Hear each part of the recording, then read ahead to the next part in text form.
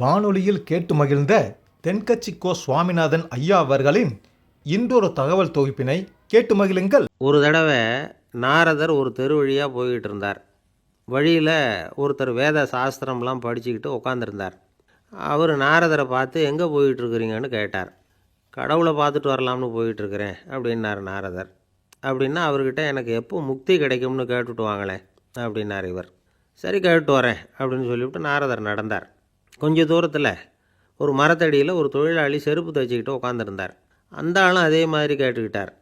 எனக்கு எப்போ முக்தி கிடைக்கும்னு கடவுள்கிட்ட கேட்டுக்கிட்டு வாங்களேன்னார். அவர்கிட்டையும் சரின்னு சொல்லிவிட்டு நாரதர் நேராக வைகுண்டத்துக்கு வந்து சேர்ந்தார். கடவுளை பார்த்தார். இவங்க ரெண்டு பேரும் சொல்லி அனுப்பின விஷயத்தை பற்றி கேட்டார். அதுக்கு கடவுள் சொன்னார், அந்த செருப்பு தைக்கிற தொழிலாளி உடல் நீத்ததும் உடனே என்னை வந்து அடைவான். ஆனால் அந்த சாஸ்திரம் படித்த ஆள் இப்போதைக்கு என்கிட்ட வந்து சேர மாட்டான். அவன் இன்னமும் பல பிறவிகள் எடுத்து அங்கேயே இருக்க வேண்டியிருக்குது. எப்போ இங்கே வந்து சேருவான்னு எனக்கே தெரியாது அப்படின்னார். நாரதருக்கு இதோட ரகசியம் என்னங்கிறது புரியல. எனக்கு ஒன்றும் புரியலையேன்னாரான் கடவுள்கிட்ட. சீக்கிரம் புரிஞ்சுக்குவேன், நீ திரும்பி போகிறப்போ நான் இங்கே வைகுண்டத்தில் என்ன செஞ்சுக்கிட்டு இருக்கேன்னு கேட்டால், ஒரு ஊசியின் துவாரத்தில் ஒரு யானையை கோத்துக்கிட்டு இருக்கிறேன்னு அவங்கக்கிட்ட சொல்லு அப்படின்னார் கடவுள் சிரிச்சுக்கிட்டே. நாரதர் பூமிக்கு திரும்பினார். கடவுளை பார்த்தீங்களா, எப்படி இருக்கார் அப்படின்னு விசாரித்தார் வேத சாஸ்திரம் படித்தவர். ஓ பகவானா, அவர் யானையை ஊசியின் காதில் நுழைச்சிக்கிட்டு இருக்கிறார் பார்த்தேன்னார் நாரதர். ஊசி காதில் யானையா? அது எப்படி முடியும்? நீங்கள் சொல்கிறத நான் நம்ப மாட்டேன்னு விட்டார் அவர். சரி, இந்த ஆளுக்கு இறைவன் பேரில் நம்பிக்கை இல்லை அப்படிங்கிறத நாரதர் புரிஞ்சுக்கிட்டார்.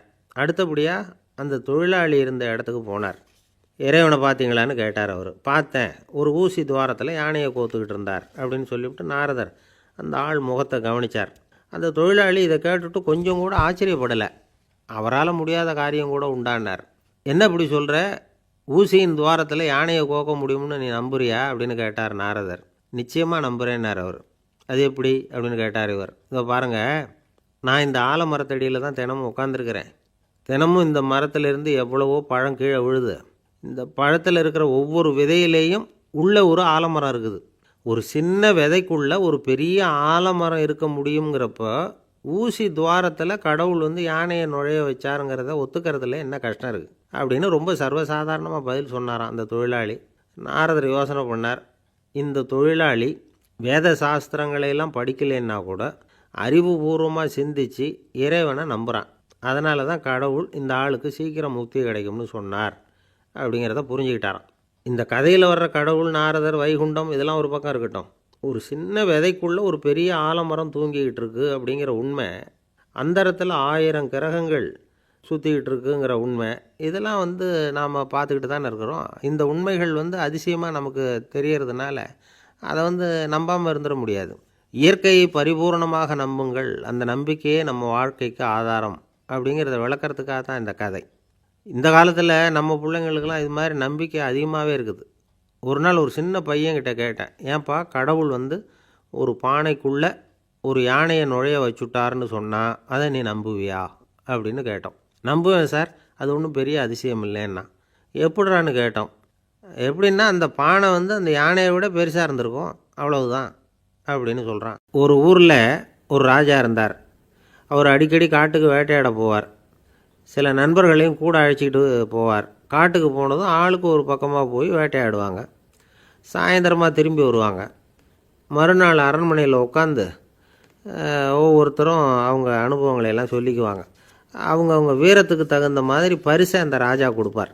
இது மாதிரி ஒரு தடவை எல்லோரும் வேட்டைக்கு போயிட்டு திரும்பி வந்ததும் உட்காந்து பேச ஆரம்பிச்சிருக்கிறாங்க. ஒருத்தன் சொன்னான், தன்னுடைய வீரதீர செயலை பற்றி அளக்க ஆரம்பிச்சிட்டான். ஏன்னா அதுக்கு பரிசு கிடைக்க போகுதில்ல, அதனால்.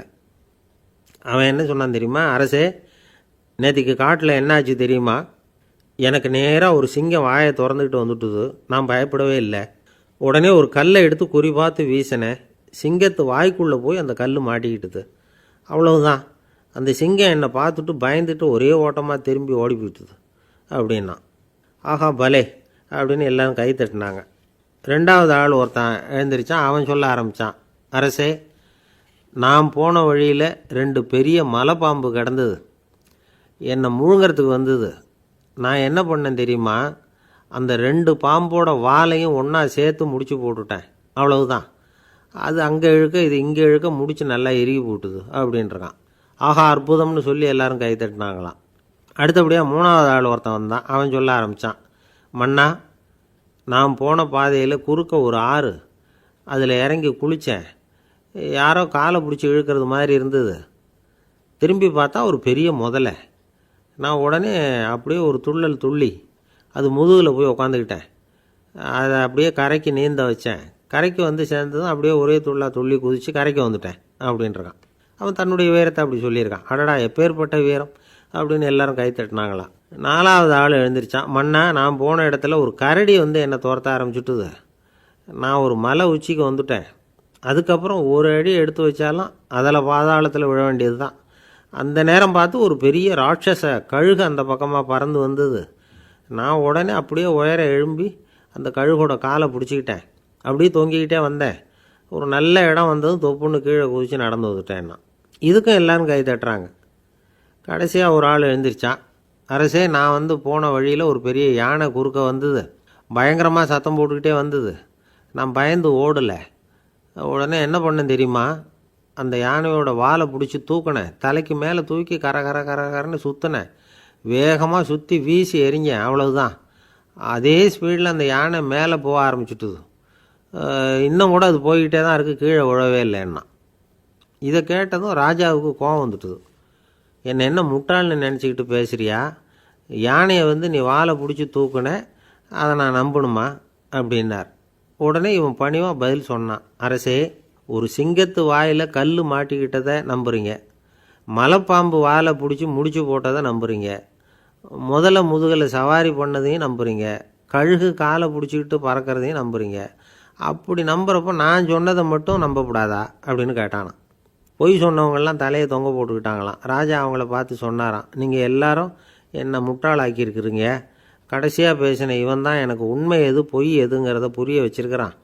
இவன் தான் உண்மையான தைரியசாலி அப்படின்னு சொல்லி அவனுக்கே பரிசையெல்லாம் கொடுத்து பாராட்டினாராம். இப்படி ஒரு கதை. உண்மையை நிலைநாட்டுகிறவன் தான் உண்மையான வீரன் அப்படிங்கிறத இதிலிருந்து நாம் புரிஞ்சுக்கணும். இந்த காலத்துல எல்லாம் பொய் சொன்னால் தான் பிழைக்க முடியுங்கிறது ஒரு சில பேரோட நம்பிக்கை. ஒரு அப்பாவுக்கு தன் மகனுக்கு பொய் சொல்ல தெரியலையேங்கிற கவலை. பொய் சொன்னால் தான் இந்த உலகத்தில் பிழைக்கலாம், ஆனால் இவனுக்கு அது தெரியலையே, அதனால் இவனை அழைச்சிட்டு போய் நடுக்கடலில் விட்டுட்டு வந்துடுவோம் அப்படின்னு அழைச்சிட்டு புறப்பட்டான். கடற்கரைக்கு போனான். மகனுக்கு சந்தேகம், எங்கேப்பா என்னை அழைச்சிட்டு போகிறேன்னு கேட்டிருக்கான். கடலில் மீன் பிடிக்க கற்றுக் கொடுக்க போகிறேன் உனக்கு அப்படின்னானா. நான் ஏற்கனவே மீன் பிடிச்சிட்டேனேன்னானா இவன் மகன். எங்கே அதுன்னு கேட்டிருக்கான் அப்பங்காரன். சுட்டு சாப்பிட்டுட்டேன்ருக்கான் புள்ள. அப்பங்காரன் பார்த்தான், சரி நம்ம புள்ள பொழைச்சிக்கும் அப்படின்னு சொல்லி திருப்பி அழைச்சிட்டு வந்துட்டானான். ஒரு பெரியவர் உட்காந்துருக்கிறார். அவரை சுற்றி அவருடைய தோழர்கள் உட்காந்துருக்கிறாங்க. ஏதோ ஒரு முக்கியமான செய்தியை அவர் வந்து அவங்களுக்கு சொல்லிகிட்டு இருக்கிறார். அவங்களும் ஆர்வமாக கேட்டுக்கிட்டு இருக்கிறாங்க. இந்த சமயத்தில் யாரோ ஒரு ஆள் வேகமாக அங்கே வர்றார். வர்ற வேகத்திலேயே எனக்கு ஏதாவது உதவி செய்யுங்க அப்படின்னு கேட்டுக்கிட்டே வர்றார். கேட்குறது உதவி, ஆனால் குரல் வந்து மிரட்டுறது மாதிரி இருக்குது, அதட்டி கேட்குறது மாதிரி இருக்குது. இதை கேட்டதும் அந்த பெரியவர் ஆத்திரப்படலை, ஆனால் அவரை சுற்றி இருந்தவங்க ஆத்திரப்பட்டாங்க. இதை பெரியவர் கவனித்தார். கொஞ்சம் அமைதியாக இருங்கன்னார். வந்தவரை கூப்பிட்டார். அவருக்கு சில பொருள்களை கொடுத்தார். என்னங்க இப்போ உங்களுக்கு மகிழ்ச்சி தானே அப்படின்னார். ஆ அப்படின்னு அலட்சியமாக அவர் சொல்கிறார். நான் உங்களை நல்ல முறையில் நடத்தினேன்னா அப்படின்னு கேட்குறாரு அவர் மறுபடியும். அதெல்லாம் ஒன்றும் இல்லை அப்படின்னு சொல்லி அவர் சொல்லிகிட்டு இருக்கிறாரு. குரலில் வந்து கடுமை குறையில. சுற்றி இருந்தவங்களால் இதை பொறுத்துக்க முடியல. கோபத்தோடு அவரை நோக்கி நெருங்க ஆரம்பித்தாங்க. பெரியவர் அவங்களையெல்லாம் தடுத்து நிறுத்தினார். வந்தவரை வாங்க என்னோட அப்படின்னு சொல்லி அழைச்சிட்டு போனார். வீட்டுக்கு போனார். அங்கே போனதும் இன்னும் சில பொருள்களை எடுத்து அவர்கிட்ட கொடுத்தார். இப்போ திருப்தி தானே, நான் உங்ககிட்ட நல்ல முறையில் நடந்துக்கிட்டேனா அப்படின்னார். அவர் முகம் இப்போ தான் கொஞ்சம் மலர்ந்தது. ரொம்ப நன்றி, இறைவன் வந்து உங்கள் குடும்பத்துக்கு எல்லா நன்மைகளையும் செய்வான் அப்படின்னு சொன்னார். இதே வார்த்தைகளை என்னுடைய தோழர்கள்கிட்டே வந்து சொல்லிட்டீங்கன்னா அவங்க கோபம் தணிஞ்சிரும், வர முடியுமான்னார். கண்டிப்பாக வர்றேன் அப்படின்னாரு. மறுநாள் காலையில் அந்த இடத்துக்கு வந்தார். அதே மாதிரி சொல்லிவிட்டு அவர் போயிட்டார். தோழர்கள்லாம் ரொம்ப வியப்போடு பெரியவரை பார்த்தாங்க. அந்த பெரியவர் தான் நபிகள் நாயகம். அவர் சொன்னார், ஒருத்தன் ரொம்ப ஆசையாக ஒரு ஒட்டகத்தை வளர்த்துக்கிட்டு வந்தான். ஒரு நாள் அந்த ஒட்டகம் வந்து கயத்தை அறுத்துக்கிட்டு ஓடி போயிட்டுது. அக்கம் பக்கத்தில் இருக்கிறவங்கெல்லாம் அந்த ஒட்டகத்தை பிடிக்கிறதுக்கு முயற்சி பண்ணாங்க. அதை துரத்திட்டு ஓடினாங்க. ஒட்டகம் வந்து தாறுமாறாக ஓட ஆரம்பிச்சிது. இந்த சமயத்தில் ஒட்டகத்தை வளர்த்தவன் அங்கே ஓடி வந்தான். நீங்கள் அதை ஒன்றும் செய்ய வேணாம், விட்டுருங்க. அதோட சுபாவம் எனக்கு நல்லா தெரியும். அதை சுலபமாக என்னோடய வழிக்கு கொண்டுட்டு வந்துட முடியும். நான் பார்த்துக்கிறேன், விட்டுருங்கோ அப்படின்னா. எல்லோரும் விலைக்கு போயிட்டாங்க. இவன் என்ன செஞ்சான் தெரியுமா? கொஞ்சம் புல்லை கையில் எடுத்துக்கிட்டு அந்த ஒட்டகத்தை நெருங்கினான். அவ்வளவுதான். அது ஓடி வந்து இவன் காலடியில் உட்காந்துக்கிட்டது. செல்லமாக அதை அப்படியே தடவி கொடுத்தான். முதுகில் ஏறி உட்காந்துக்கிட்டான். அது பாட்டுக்கு சாதுவாக நடந்து போகுது. இந்த கதையை நபிகள் நாயகம் தம்முடைய தோழர்களுக்கு சொல்கிறார். ஒட்டகத்தை மட்டும் இல்லை, சில மனிதர்களையும் கூட சில விதத்தில் அணுகி தான் அவர்களை வந்து சீர்திருத்த வேண்டியிருக்குது அப்படிங்கிறத அவங்களுக்கு உணர்த்தினார். இது ஒரு அழகான உளவியல் அணுகுமுறை. சில குடும்ப தலைவர்கள் கூட இந்த ஒட்டகம் மாதிரி நடந்துக்கிறது உண்டு. அப்புறம் அடங்கி போகிறதும் உண்டு. ஒரு குடும்ப தலைவர் காலையில் எழுந்திரிச்சதுலேருந்து சத்தம் போட்டு கத்திக்கிட்டு இருப்பார். பக்கத்தில் இருந்தவங்கெல்லாம் ஓடி போய் சமாதானம் பண்ணி பார்த்தாங்க.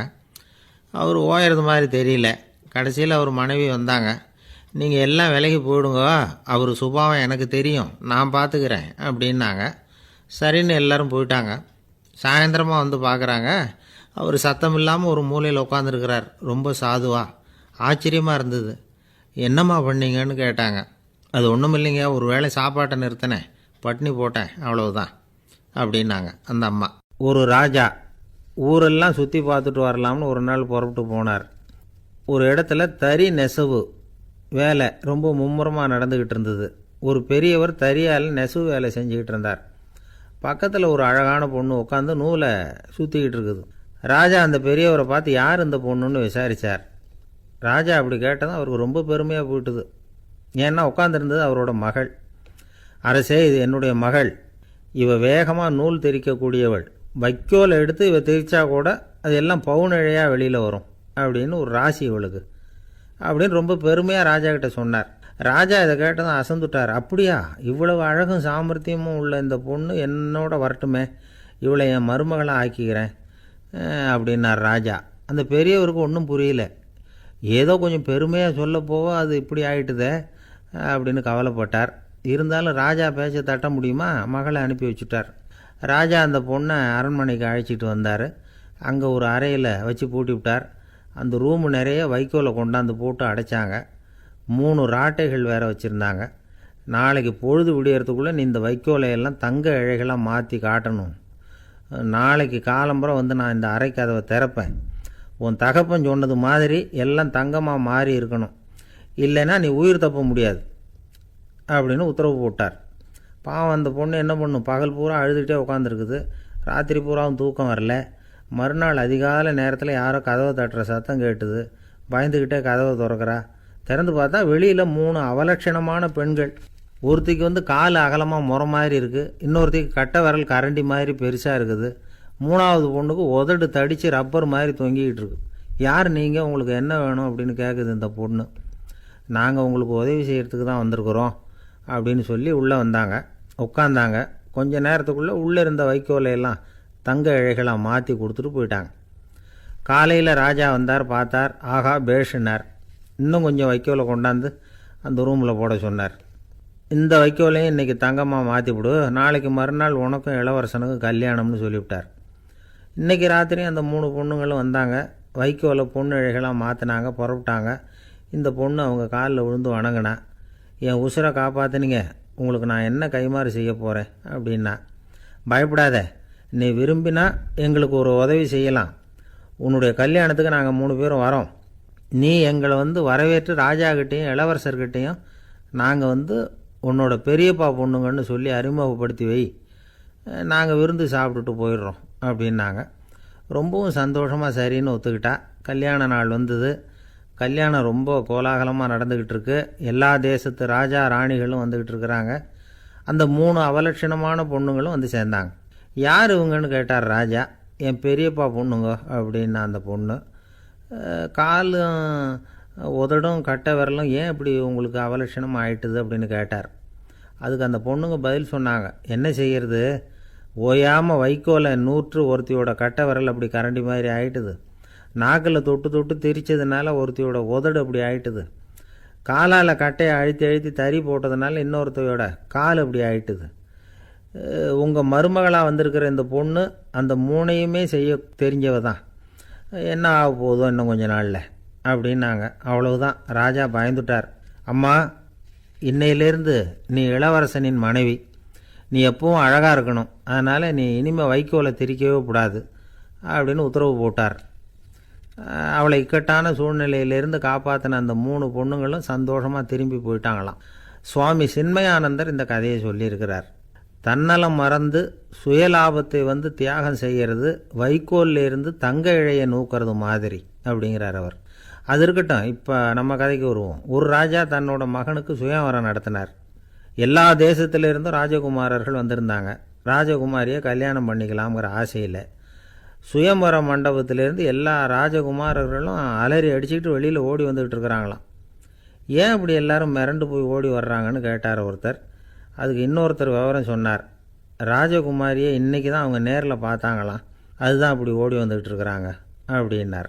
கங்கைக்கரை தோட்டம் பக்கத்தில் ஒரு ஆசிரமம். அங்கே ஒரு பெரியவர் தங்கியிருக்கிறார். அவர் தான் ராமகிருஷ்ண பரமஹம்சர். அந்த ஆசிரமம் இருந்த இடம் கரக்பூர். வங்காளத்தில் பொதுவாக எல்லோரும் மீன் சாப்பிட்றது உண்டு. கங்கையில் குளிச்சுட்டு கையில் ஒரு மீனோடு வர்றது வழக்கம். இவர் இருக்கிற இடத்துக்கு கங்கையில் படகு வழியாக வரணும். அப்படி தான் எல்லோரும் வருவாங்க. வர்றவங்கள ஒன்று கூட்டி ஆன்மீக விஷயங்களை பற்றி பேசிக்கிட்டு இருப்பார். ஒவ்வொரு நாள் ஒவ்வொருத்தர் நகரத்துக்கு போகணும். வரும்பொழுது மீன் கொண்டுக்கிட்டு வரணும். அதுக்கு ஒரு அட்டவணையே உண்டு ஆசிரமத்தில். அது பிரகாரம் ஒரு நாள் சுவாமி யோகானந்தர் படகில் போனார்.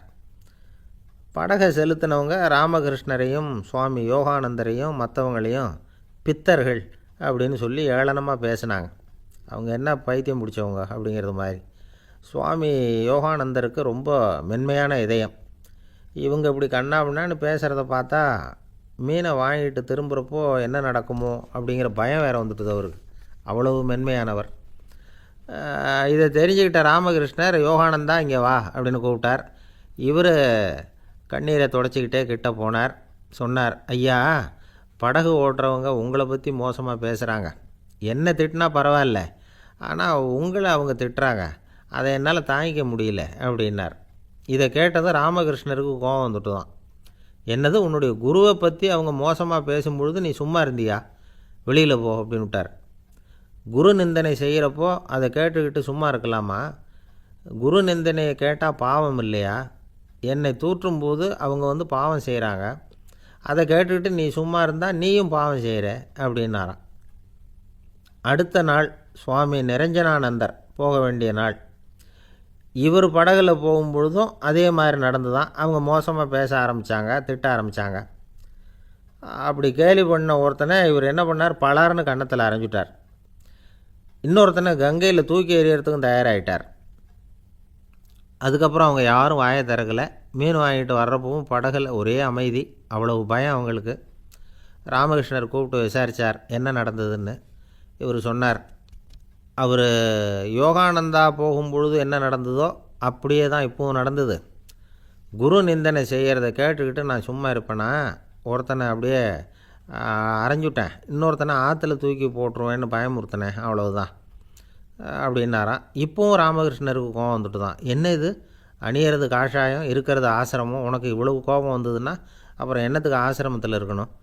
பிரம்மச்சாரி எப்பவும் அமைதியாக இருக்கணும் அப்படின்னு அறிவுரை சொன்னாராம் ராமகிருஷ்ணர். அப்போ இவர் கேட்டாராம், ஏங்க அவருக்கு ஒரு விதமான அறிவுரை சொன்னீங்க, எனக்கு வேறு விதமாக அறிவுரை சொல்கிறீங்க, இதில் எது உண்மை அப்படின்னு கேட்டிருக்கார். இதுக்கு ராமகிருஷ்ணர் சொன்ன பதில் என்னென்னா, அட அசடே, சக்கரத்தில் காற்று அதிகமாக இருந்தால் குறைக்கணும், குறைச்சலாக இருந்தால் கூட்டணும். அவன் சாது, அவனுக்கு அதிக உணர்ச்சி தேவை, உனக்கு படபடப்பு அதிகம், உனக்கு பொறுமை தேவை அப்படின்னாராம். இதில் உள்ள கருத்து என்னென்னா, கல்விங்கிறது எப்படின்னா அதை சூழ்நிலைக்கு தகுந்த மாதிரி கற்பிக்கணும். எல்லாருக்கும் ஒரே மாதிரி கற்பிக்கக்கூடாது. கேட்குறவர் தகுதி, புரிஞ்சுக்கிற திறமை, இதை பொறுத்து கல்வி அமையணும். ஆரம்ப காலத்தில் ஒரு குரு, அப்போ ஒரு சீடன் இருந்தான். அது வேடிக்கையான குரு, வேடிக்கையான சீடன். ஒரு ஆசிரமம். ஒரு நாள் ஒருத்தன் அவசரமாக அந்த குருவை தேடி வந்திருக்கிறான். என்ன விஷயம்னு விசாரித்தார் குரு. உங்கள் சீடர் என்னை அடிச்சுட்டார் அப்படின்னு புகார் பண்ணானான் அந்த ஆள். குரு சீடனை கூப்பிட்டார். அடிச்சியா இந்த ஆளை அப்படின்னு கேட்டாராம். ஆமான் இருக்கான் சீடன். ஏன் அடிச்சே அப்படின்னு கேட்டாராம். இந்த ஆள் உங்களை பற்றி மட்டமாக பேசிவிட்டான், என்னால் அதை தாங்கிக்க முடியல, அதனால தான் அடிச்சுட்டேன்ருக்கான். அப்படி என்ன பேசினான் அப்படின்னு கேட்டாராம். உன்னுடைய குருநாதர் இப்போல்லாம் அர்த்தமில்லாமல் பேச ஆரம்பிச்சிட்டார் அப்படின்னு சொல்லிவிட்டான், அதனால தான் அடிச்சுட்டேன் அப்படின்னானா. அதுக்காக அடித்தே அப்படின்னாராம். நான் அதுக்காக அடிக்கலை குருவே, இப்போல்லாம் நீங்கள் அர்த்தமில்லாமல் பேசுகிறதாக அவன் சொல்கிறான் அப்படின்னா இதுவரைக்கும் நீங்கள் அர்த்தத்தோடு பேசினதாகத்தானே அர்த்தம், அது தப்பு தானே, அதனால தான் அடித்தேன் அப்படின்னானா. ஒரு ஆள் அசையாமல் கிடக்கிறார், அவர் இருக்காரா போயிட்டாராங்கிறத எப்படி முடிவு பண்ணுறோம்? அவர் மூக்குக்கு முன்னாடி புறங்கையை வச்சு பார்க்குறோம், மூச்சு வருதா இல்லையா அப்படிங்கிறத கண்டுபிடிக்கிறதுக்காக. மூச்சுங்கிறது அவ்வளவு முக்கியமான ஒரு விஷயம். சுவாசம் இல்லைன்னா எதுவுமே இல்லை. நம்ம பூமி இருக்க அது கூட சுவாசிக்குதுங்கிறத சோவியத் விஞ்ஞானிகள் கண்டுபிடிச்சிருக்கிறாங்க. பூமிக்கு மேலே இருக்கிற மண் அடுக்கில் காற்றில் உள்ள ஆக்சிஜன் ஆக்சிகரணம் அடையுது அப்படின்னு தான் இதுவரைக்கும் எல்லோரும் நம்பிக்கிட்டு இருந்தாங்க. ஆனால் இப்போ என்ன கண்டுபிடிச்சிருக்கிறாங்கன்னா, அந்த ஆக்சிஜன் பூமிக்குள்ளே 1 கிலோமீட்டர் ஆழம் வரைக்கும் ஊடுருவி போகுதான். பூமிக்குள்ளே 2 பக்கமும் பல கிலோமீட்டர் வரைக்கும் பரவுதான். பூமிக்குள்ளே இருக்கிற நீர்நிலை அடுக்குகள் தான் நுரையீரல் செய்கிற வேலையை செய்யுதான். நம்ம உடம்புல நுரையீரல் இல்லைன்னா ஒன்றும் நடக்காது. ஒரு மரத்தை தலைகீழாக தொங்க போட்டால் எப்படி இருக்கும் அப்படி யோசிச்சு பாருங்கள். அப்படி தான் இதுவும், நுரையீரலும் அப்படி தான் இருக்கும். வலது பக்கம் ஒன்று, இடது பக்கம் ஒன்று. வலது பக்கம் நுரையீரல் கொஞ்சம் பெருசாக இருக்கும், நுட்பமான நரம்பு குழாய்கள் அதில் இருக்கும். கோடிக்கணக்கான நுண்ணிய குழாய்களை வச்சுக்கிட்டு தான் அது வேலை செய்யுது. 25 கோடி குழாய்கள் இருக்கும். அதை அப்படியே முழுசாக பிரித்து பரப்புனா ஒரு டென்னிஸ் கோர்ட்டில் பாதி பரப்பளவு இருக்குமா. நுரையீரல் நிறம் கருஞ்சிவப்பு தான். புகை அதிகமாக உள்ளே போச்சுன்னா அது கருப்பாயிடுது. காற்றுல உள்ள பிராணவாயுவை இது இழுத்து எடுத்துக்கிட்டு ரத்தத்தை சுத்தப்படுத்துகிற முக்கியமான வேலையை இது செய்யுது. அசுத்த காற்றை வெளியில் அனுப்பி வச்சுருது. ஒருத்தர் வேகமாக ஓடி வரார், அவருக்கு மூச்சு இறைக்கும். பயங்கரமாக எதையாவது பார்த்து விடுறார், உடனே மூர்ச்சை ஆகிடுவார். இது மாதிரி சமயங்களில் வேறு எந்த தூண்டுதலும் இல்லாமல் நுரையீரல் தானாகவே இயங்கும். இப்படி ஒரு அவசியம் ஏற்படுறப்போ இயக்கத்தை தூண்டி விடுற முக்கியமான இணைப்பு மூளைக்கு கீழே முதுகு எலும்புக்கு மேற்பகுதியில் இருக்குது. அது உடனே சுவாசத்துக்கு அவசர உதவியை கொடுக்குது. இப்போ ஒருத்தர் பேசாமல் உட்காந்துருக்கார். இந்த சமயத்தில் அவருக்கு 1 பங்கு காற்று தேவைப்படுதுன்னு வச்சுக்கோங்க. அவர் எழுந்திரிச்சு நடக்கும் பொழுது 1.5 மடங்கு தேவைப்படும். ஓடுனார்னா 3 மடங்கு தேவைப்படும். படுத்துருக்கிறப்ப 1/2 மடங்கு தான் தேவைப்படும். இதுக்கு நிமிஷத்துக்கு 16 தடவை மூச்சு விட்டாகணும். இப்படி சாதாரணமாக உள்ளே இழுக்கிற காற்று கொஞ்சம்தான் இருந்தாலும் இது மாதிரி 8 மடங்கு காற்றை உள்ளே இழுத்து வச்சுக்கிற சாமர்த்தியம் நுரையீரலுக்கு இருக்குதான். தண்ணி, நுண்கிருமிகள், ரசாயன பொருள் இப்படி எது உள்ளே போனாலும் நுரையீரல் சமாளிச்சுக்கும். 30 வருஷமாக விடாத புகை பிடிக்கிறவர் தொடர்ந்து உள்ளே அனுப்பி வைக்கிற புகையை கூட சமாளிக்குதுன்னா பார்த்துங்களேன். உள்ளே போகிற புகை நுட்பமான சுவாச முடிச்சுகளை அழிச்சு விடுது. கறி புகை அது மேலே படிஞ்சு உபயோகம் இல்லாமல் பண்ணிவிடுது. ஆனாலும் தேவைக்கு அதிகமாக 8 மடங்கு கூடுதலாக சுவாச முடிச்சுகள் நம்ம உடம்புக்குள்ளே இருக்கிறதுனால சமாளிக்க முடியுது. சமாளிக்க முடியலன்னா சில சமயம் மூச்சு திணறும். அதை ஒரு எச்சரிக்கையாக எடுத்துக்கிட்டு புகை பிடிக்கிற பழக்கத்தை விட்டுடணும், அதுதான் நல்லது. ஆனால் அப்படி யார் விடுறது? இணை பிரியாத 2 நண்பர்கள் இருந்தாங்களாம். 2 பேரும் விடாமல் சிகரெட்டு குடிக்கிறவங்க. அதில் ஒருத்தன் செத்து போட்டான். இன்னொருத்தன் அதுக்கப்புறம் 2 சிகரெட்டாக குடிக்க ஆரம்பித்தானான். ஏன் இப்படி பண்ணுறேன்னு கேட்டிருக்காங்க. நான் ஒரு சிகரெட்டு தான் குடிக்கிறேன், செத்து போன என்னுடைய ஃப்ரெண்டு இருக்கானே செத்து போனவன், அவனுக்காக இன்னொரு சிகரெட்டு குடிக்கிறேன் அப்படின்னு நானா. இது ரொம்ப ஆபத்து, விட்டுடு அப்படின்னு சொல்லியிருக்காங்க. சரின்னு ஒத்துக்கிட்டான். ஆனால் அதுக்கப்புறமும் ஒரு சிகரெட் வீதமாக குடிச்சிக்கிட்டே இருந்தான். சிகரெட்டு பழக்கத்தை நீ இன்னும் விடலையான்னு கேட்டாங்களாம். அந்த பழக்கத்தை நான் எப்போ விட்டுட்டேன், இப்போ நான் குடிக்கிறது என் ஃப்ரெண்டுக்காக அப்படின்னு நானா. இவங்கெல்லாம் எப்படி திருந்துறது? என்னை விட யோக்கியம் இந்த உலகத்தில் வேறு யாரும் இல்லை சார் அப்படின்னார் ஒருத்தர். அவரை விட அயோக்கியன் வேறு யாரும் இருக்க முடியாதுங்கிற முடிவுக்கு கேட்டவங்க வந்துட்டாங்களாம். மனுஷனுக்கு இருக்கிற ஒரு மிகப்பெரிய குறையே தன்கிட்ட இருக்கிற குறை அவனுக்கு தெரியாமல் போகிறது தான். ஆனால் அடுத்தவங்ககிட்ட இருக்கிற குறை இவனுக்கு தெளிவாக தெரிஞ்சிடும். ஒரு ஒட்டகம் ஒரு கொக்கை பார்த்து ஒரு கேள்வி கேட்டுதான். என்ன கேள்வி தெரியுமா? உன் கழுத்து ஏன் இப்படி வளைஞ்சி போயிருக்குது அப்படின்னு கேட்டிருக்கு. இதுக்கு உடம்பே வளைச்சல். இது போய் கொக்கை கிண்டல் பண்ணுது. இன்றைக்கி மனித சுபாவமும் கிட்டத்தட்ட இப்படி தான் இருக்குது. இந்த உலகத்தில் குறையில்லாத மனிதர்கள் யாரும் கிடையாது, நாம் உள்பட அப்படிங்கிறத முதல்ல நாம் நல்லா புரிஞ்சுக்கணும். ஒரு ஊரில் ஒரு விற்பனை நிலையம் இருந்தது. செல்ல பிராணிகளை விற்பனை செய்கிற நிலையம் அது. நாய், கிளி, பூனை இப்படி நிறைய வச்சு விற்பனை பண்ணிகிட்ருக்குறாங்க. நாய்க்குட்டி விற்பனை செய்கிற பகுதியில் ஒரு சிறுவன் நின்றுக்கிட்டு இருந்தான். விற்பனை செய்கிற ஆளுகிட்ட விலை கேட்டுக்கிட்டு இருந்தான். அதோ இருக்குதே அந்த நாய்க்குட்டி என்ன விலை அப்படின்னு கேட்டானா. 1000 ரூபா அப்படின்னாரான். சரி அது வேணாம், இது என்ன விலைன்றிருக்கான். 500 ரூபா அப்படின்னாரான். இந்த சின்ன பையன் கையில் வச்சுருந்தது வெறும் 50 ரூபா தான். அதனால் இதை விட குறைச்சலாக கிடைக்குமான்னு பார்த்துருக்கான். அந்த கடையில் ஒரு மூலையில் சரியாக கவனிக்கப்படாமல் ஒரு நாய்க்குட்டி படுத்து கிடந்தது. பாவமாக கத்திக்கிட்டு இருந்தது. அதை பார்த்ததுமே இவனுக்கு அது ரொம்ப பிடிச்சி போச்சு. உடனே அந்த கடைக்காரரை பார்த்து, அதுவும் அந்த மூலையில் படுத்து கிடக்குதே அந்த நாய்க்குட்டி என்ன விலை அப்படின்னு கேட்டிருக்கான். தம்பி, அது ஒரு கால் ஊனம், அதனால் அது உன்னோட குதித்து விளையாடவோ ஓடுறதோ அதால் முடியாத காரியம் அப்படின்ட்டுருக்கார் அவர். அது தெரிஞ்சுதாங்க கேட்குறேன், அதோட விலை என்ன அதை மட்டும் சொல்லுங்களேன் அப்படின்ட்டுருக்கான். தம்பி, இது வந்து கால் ஊனம் உள்ள ஒரு நாய்.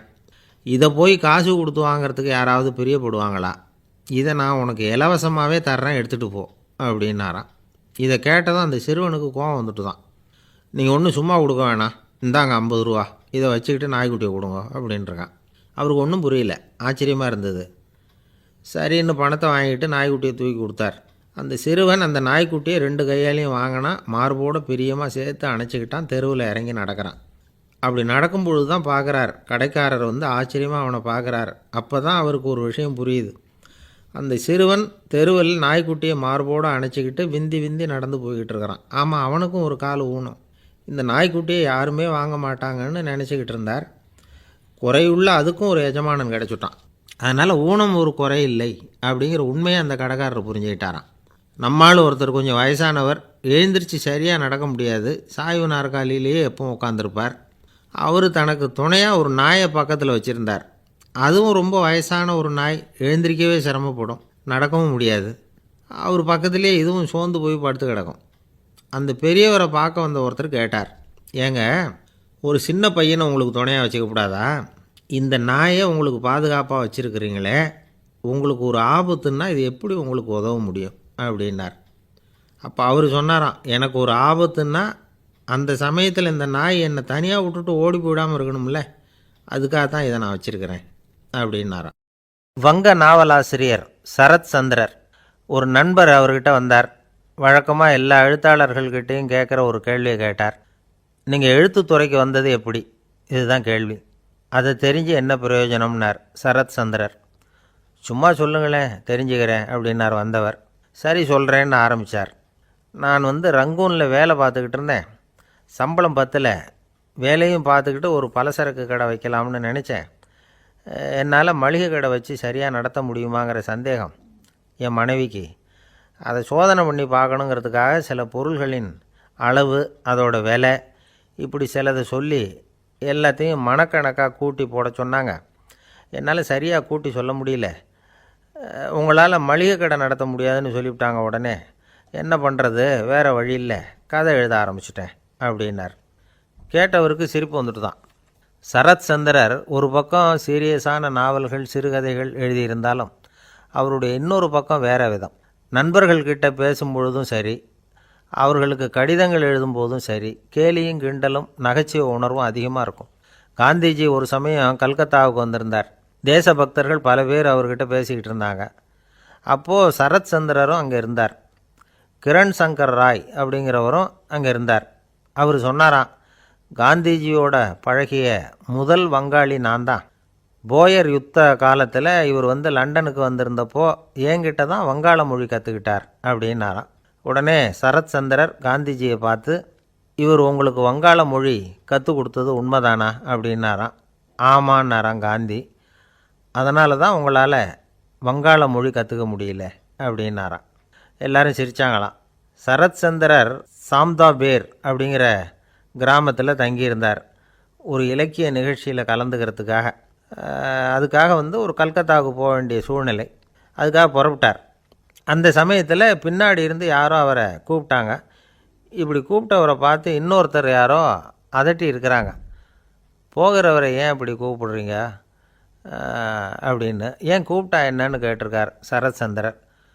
புறப்படுறவங்கள பின்னாடி இருந்து கூப்பிடுறது அபசகுனம், போகிற இடத்துல ஏதாவது ஆபத்து வரலாம் அப்படின்னு அதுக்கு விளக்கம் கொடுத்துருக்கிறார் அவர். உடனே சரத் சந்திரர் சொன்னாராம், இதோ இவங்க என்னை இலக்கிய கூட்டத்துக்கு அழைச்சிட்டு போகிறாங்களே, இதை விட வேறு என்ன ஆபத்து வந்துட போகுது அப்படின்னாராம். இப்படி சரத்சந்திரருக்கு இயல்பாகவே நகைச்சுவை உணர்வு உண்டு. அவருடைய நண்பர் ஒருத்தர் வீட்டுக்கு கூப்பிட்டுருந்தார். அங்கே ஒரு கச்சேரிக்கு ஏற்பாடு பண்ணியிருந்தாங்க. சரத்சந்திரருக்கு இயல்பாகவே கச்சேரியில் நீண்ட ஆலோசனையெல்லாம் கேட்குறதுக்கு பொறுமை இருக்காது. அதனால் மெதுவாக பாட போகிறவர் எப்படி அப்படின்னு கேட்டிருக்கார். அவருக்கு ரொம்ப நல்லா பாட தெரியும் அப்படின்னு சொல்லியிருக்கிறாங்க. அதுக்கு சரத்சந்திரர், பாட தெரியுங்கிறது சரி, பாட்டை நிறுத்த தெரியுமா அதை சொல்லுங்கள் முதல்ல அப்படின்னாராம்.